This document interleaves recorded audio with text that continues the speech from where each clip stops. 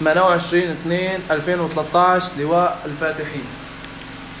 بسم الله الرحمن الرحيم. هذه الصواريخ المحلية الصنع سوف نستخدمها بإذن الله تعالى وبعونه لدك وضرب أماكن ومواقع تجمع الشبيحة الوافدين إلى بلادنا، وسوف نستهدفهم وندكهم بالصواريخ أينما كانوا ووجدوا في أنحاء سوريا، ونوعد إخواننا الثوار أننا داعمون معهم بجميع أنحاء سوريا، وسوف نؤازرهم بإذن الله تعالى في أي لحظة طلبونا، ونحن معهم موجودون أينما كانوا.